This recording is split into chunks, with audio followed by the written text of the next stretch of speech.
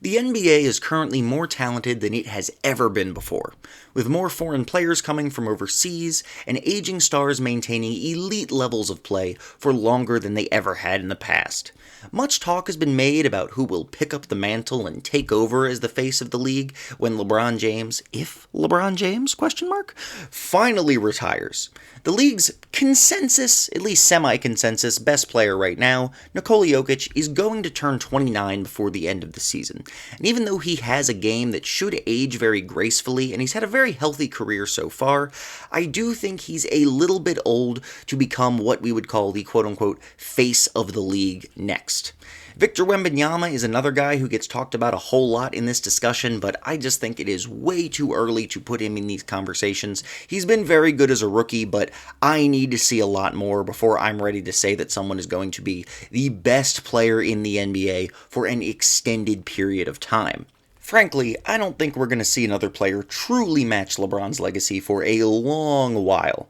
But if I had to bet on one current player to become the next face of the league and break his way into the GOAT conversation, my money would be on Luka Doncic. Luka is currently 24 years old and in his 6th NBA season, and he's already solidified himself as a top 5 player in the league today, with a legitimate case to be made for number 1. In his career so far, Luka has averaged 28, 8, and 8 on 47, 34, 74 shooting splits, resulting in a 58% average true shooting percentage. These are incredible numbers for the best season of a superstar's career, but they are all-time great numbers for a guy who is probably still several years away from his peak. Luka is currently having his best season of his career so far, averaging 33, 8, and 9 on 49, 38, 80 splits, resulting in a 62% true shooting percentage, aka 4% above the league average.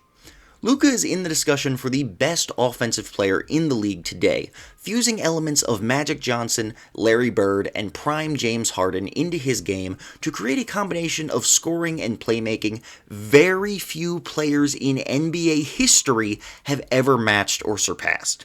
He's currently 2nd in the league in scoring, 4th in assists, and 1st amongst all guards in rebounds. He's one of the best shooters in the NBA, taking 10 threes a game for a career-high 38%, a mark that, along with his career-high 80% from the free throw line, seems sustainable for the rest of this season as well as his career going forward.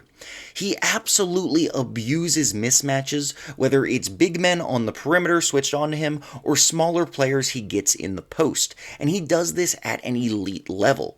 He's currently leading the Mavericks to a 16-9 record, which makes them 3rd in the Western Conference, and his only star teammate Kyrie Irving has missed about a third of the team's games so far, and is going to be out for an extended period. We don't know exactly how long. He's not just a regular season player either. Some people seem to have forgotten after the Mavs missed the playoffs last season with that bizarre late season losing stretch following the Kyrie trade, but Luka has been a consistent playoff riser in his short career. In 28 total playoff games across 3 seasons, including a Western Conference Finals appearance 2 years ago, Luka has averaged 33, 9, and 8 on 58% true shooting, aka the same efficiency as his regular season average. He's consistently risen in big moments, both in the regular season and playoffs, already having a highlight reel of clutch plays, which matches those of stars with twice as many seasons under their belt. This dude is a monster, and he shows up in the biggest games. The only thing holding Luka back from being the face of the league right now is his defense.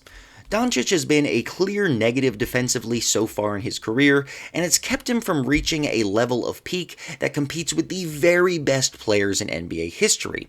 But change may be coming. This season, while also having his best year as a scorer, Luka is quietly having his best defensive season. His fouls are currently at a career low, and the effort he gives on defense, while still producing poor results, is the most consistent we've ever seen from him. He probably doesn't have the athleticism to ever become a great defender, but with his size and high basketball IQ, I don't think it's unrealistic to expect Luka to become at least a neutral defensively in the next couple of seasons, especially if he can get a little more help on offense and lighten the massive load he carries on that end of the floor. Now, it's too early to say anything with certainty, alright? We've seen other young players look like the next big thing, only to be taken out by injury or stagnation.